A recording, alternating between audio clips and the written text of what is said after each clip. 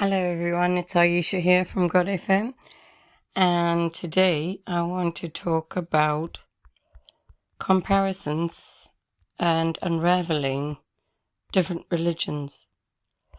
I study all sorts of things, and to be a worker of the Lord, I have studied the Quran, and obviously I've studied all of the Bible and all the other books that they took out. But I do find that people keep asking me about the different religions, and I believe that we've all been lied to. So I think we should all be studying as much as possible to search out the truth. It is my belief that we are all children of Abraham, and so we must be searching for the truth. And before I commence my studies, I want to also mention that according to my Bible, there were 12 tribes of Ishmael, and there were 12 tribes of Jacob, the son of Isaac, and there were 12 tribes of Jacob's brother, Esau. So there's 3 lots of 12 tribes, by the way. The 12 tribes, according to the Bible, are referred to as the Israelites of Jacob. They're also referred to in the New Testament only. Some say they're Jews. Although I would say there's more to this than meets the eye, because in the New Testament there's all these new words that appear. And we must ask questions, I think, to find the right answers. Synagogues is a new word. A Pharisee and a Sadducee is also a new word that appears in the Bible. And this Good Samaritan as well. There's loads of new words. These are all things that I ask questions about. The Gentiles. Things like this. The Greeks. Again, that was not really mentioned in the Old Testament. So it's very, very interesting when you start to really take things apart. I want to also mention that when I studied the Bible, when I picked up the New Testament, it was like picking up a whole new book. And I was a bit blown away that there was hardly anything from the Old Testament to continue on. And it felt to me that there was a big gap between the Old Testament stories and the New Testament stories. But that's just my opinion, because we're suddenly starting to use new language, referring to people in different ways. All right, so first of all, I want to talk about the similarities between the stories of Abraham and his son Isaac in the Bible and the stories of the Muslim beliefs of Ishmael in the Quran. Okay.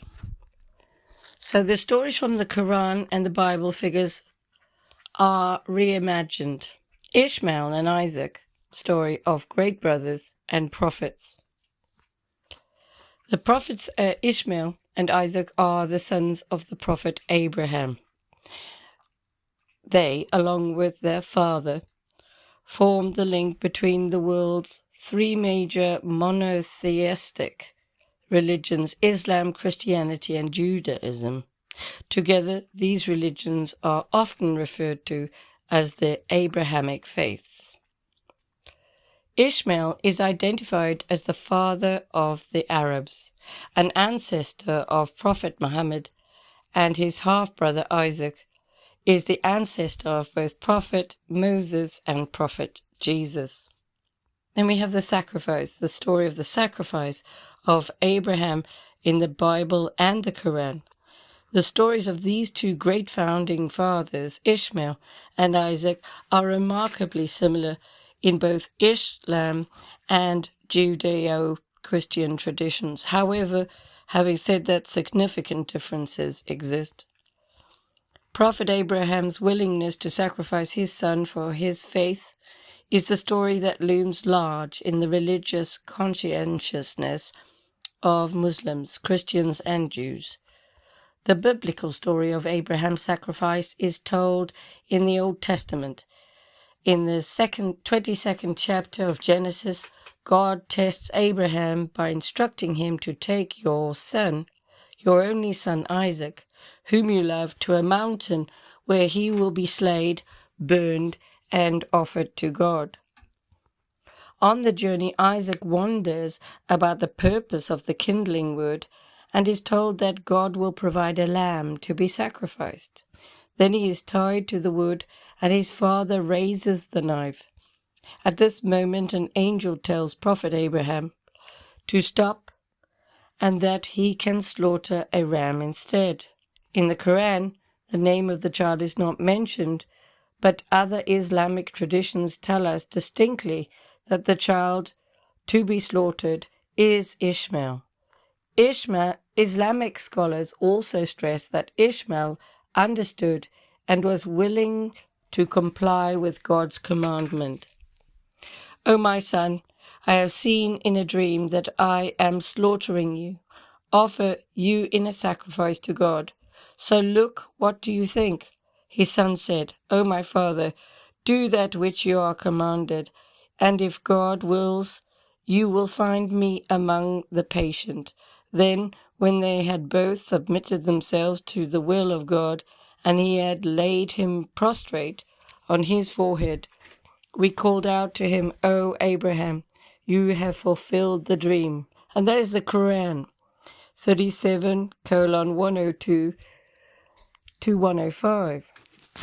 The prophets of Islam are revered figures, and prophets Ishmael and Isaac are not exceptions to this rule. However, the Quran actually tells us very little about the details of their lives. Isaac and Ishmael in the Bible and the Quran, stories of Noah and Lot in the Quran and the Bible. Both versions of the story of the brothers. Ishmael is acknowledged as the older brother, but curiously, the Bible calls Isaac Abraham's only son. This is probably because Ishmael is the son of Hagar, known as the handmaiden or the servant of Sarah, Abraham's wife. In the Quran, we are told that Hagar is married to Abraham before she bears him a child. Righteous prophets would never take advantage of a servant. Their morality is beyond reproach. This is where the differences in the Islamic and biblical stories often arise.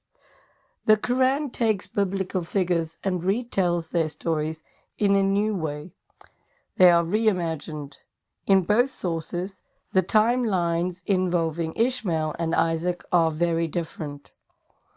The biblical narration in biblical sources, Hagar, the servant, is sent away because of some unexplained interaction between Ishmael, acknowledged as an older child, and the very young Isaac. They wander alone in the desert until Hagar fears that her son will die of heat exhaustion and dehydration. She cries out her fears to God, and he provides a well in order for them to quench their thirst.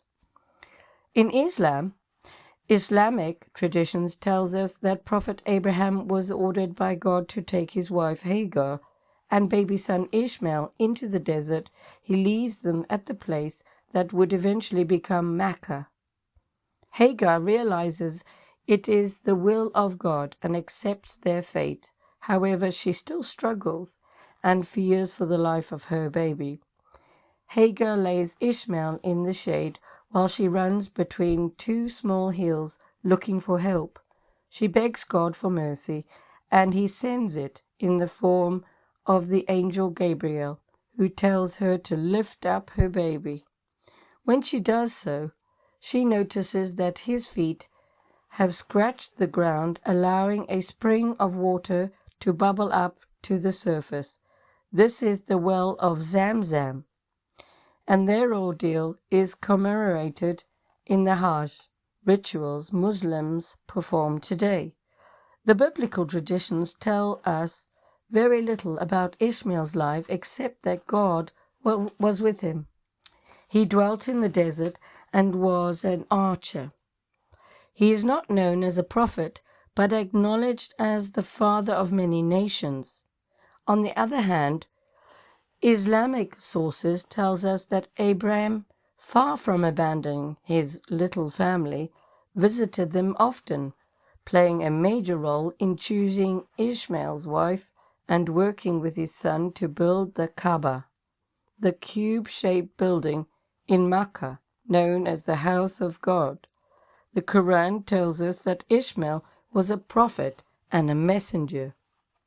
He was a man true to his promise and enjoined prayer and charity on his family and his people. The Quran 19:54 to 55. Isaac is considered a prophet of God in all three Abrahamic faiths. Muslims respect and honor Prophet Isaac as they do all the prophets of God. They believe that both Isaac and his older brother, half-brother Ishmael, continued their father's legacy by preaching the message of one God. The Quran mentions Isaac more than 10 times, but does not give details of his life. Ishmaelic scholars, however, agree that many biblical traditions that tell us that Isaac was a spiritual man concerned about his progeny. He was anxious that his feuding sons Jacob and Esau end their conflict and live in a good way, sanctioned by God. Muslims believe in the biblical stories only when they do not contradict or go against the Quran or the authentic traditions of Prophet Muhammad. From the beginning of Islamic history, there has been scholarly debate about the name of the child to be sacrificed by Prophet Abraham. Interesting to note that the Quran does not mention a name, as if to remind us that the name of the child is not the most important matter. What is important, what we learn from the narrative. The story of Abraham and his ones has a practical lesson for the people of that era and forevermore. Child sacrifices were rituals that existed then, and with this event, God put a stop to it. Otherwise, many might have assumed that sacrificing was acceptable by the one true God. The most compelling lesson we learn from these stories is that the prophet Ishmael and Isaac is that a true believer is willing to give up anything or anyone for the sake of pleasing God. The prophet Abraham showed that he was willing to follow the commands of God. So too did his son. Because of their efforts, Abraham became the father of many prophets, and according to the Bible, many nations. And great nations they were. And the message of this one God spread far and wide. In addition to this, the stories of their lives show us that a life has no meaning or value except when it is used to please and worship God. So I wanted to mention this because this is being told from an Islamic angle. And so from the biblical angle, we have the stories which go down the line of Abraham marrying Sarai, and it was Abram and Sarai, and they got married, and they were very old actually, and the Lord said that they would have a child. They were very, very old, 95 and 100. And it was funny because Sarah actually laughed. and didn't believe that they were going to have a child. So according to the Bible, when this angel had come and told them this, Sarah laughed, as I say, and they became impatient, and they decided to ask Hagar, who was the handmaid from Egypt, to have a baby with Abraham. And then we have the story of Isaac being born about, I believe, about 5 years later. And when I read the other stories in the Bible, there were conflicts. But it's pretty clear also within the Bible that we had conflict with Sarah and with Hagar. And Hagar is the mother of Ishmael. Right. Now I can understand why, because Hagar was the handmaid, and she would have had this child with Abraham. And she would have felt very uncomfortable and threatened because she has this child with Abraham, and the wife hasn't got a child. So I can understand the very difficult situation she was in. I often think about that, and it made me upset when I read about it, to be honest. But anyway,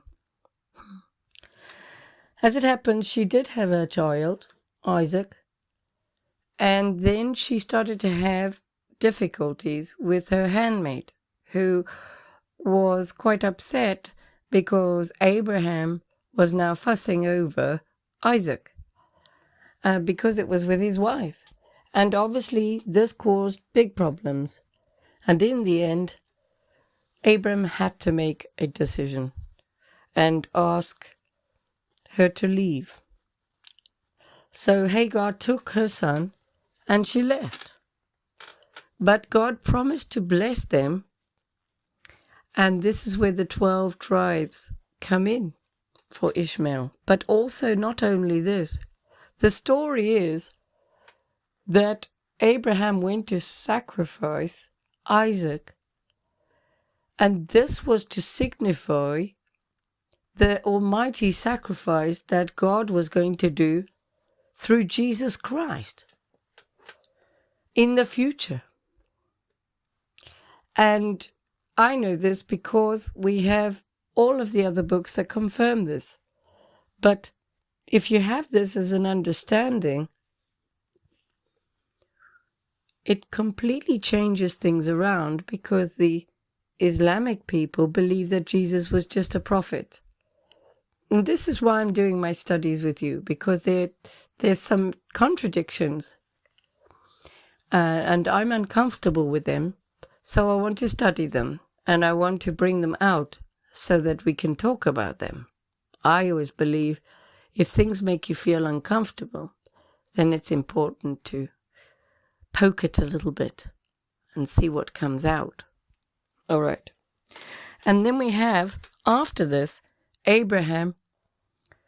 He met another lady after Sarah died, and then they had 5 children. And her name was it Makuta? Something like this. And they had 5 children, and those children joined the Ishmaelites, and they became the Arabs. And they went off. So there's quite a lot of stories about this, but also when I read the other stories, apparently when Isaac was sacrificed, the stories tell me that the devil went up and told Sarah what was going on at the hill, where he was about to sacrifice his son.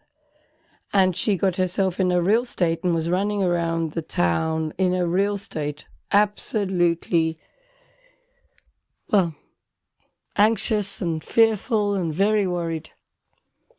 And then finally, when Abraham did come back with Isaac, she promptly died of a heart attack because she just couldn't handle seeing them, because she had thought that Abraham had killed this beautiful son they had.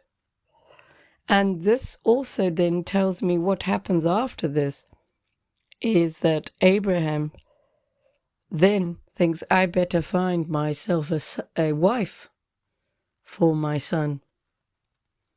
And that was when he went off in search for a wife and sent off his slave to go and find a wife for Isaac. And so the stories are quite beautiful, and obviously that's how Rebecca comes in. You can read these stories. So I wanted to bring you, this one is the first episode of my Islam versus Christianity study. I hope you've enjoyed it. And I'll be doing many more different studies. But you see, you can't have Abraham sacrificing both children.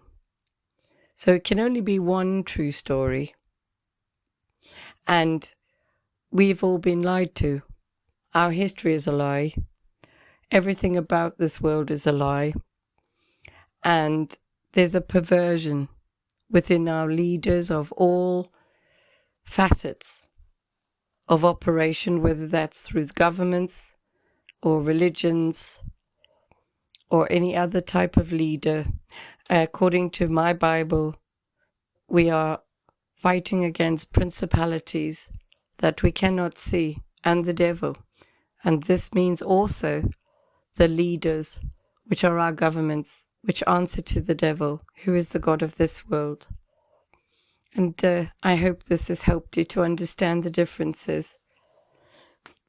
The next thing I'll be doing is a coverage of all of the different Islamic faiths. And then I'll also go through all of the different Christian faiths. Because this is also because the devil's a liar.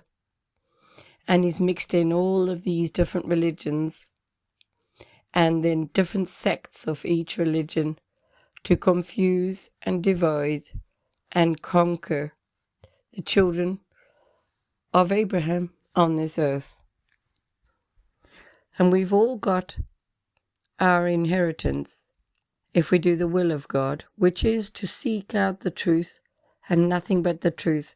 So help us God. And having a relationship with Jesus Christ is all about knowing the truth, the stories, but not just the stories, what's really going on in the world and how does it compare with the Bible, what is true and what is not. And I believe this is a eye-opening time to learn. Everything is worth learning. I know some children in school, they're a bit frightened to ask questions, but I think asking questions is the way forward, especially now. Ask questions and you'll get the answers. All right, so I hope you have a lovely day. It's Ayesha from God FM. You can find us on Podbean, Spotify, Amazon, Samsung, Chrome. We're also on YouTube and on X. You can find us as God FM News, God FM New, and God FM Media, God FM Radio. And you can email me, admin@godfm.org.uk. We have some WhatsApp groups as well if you want to join. +44 0777 355 And I'm all about the message of Jesus Christ. So I run a God FM group where we do scripture sharing, the Word of God of encouragement, and we also have a targeted individual group for targeted individuals, which is a support group as well.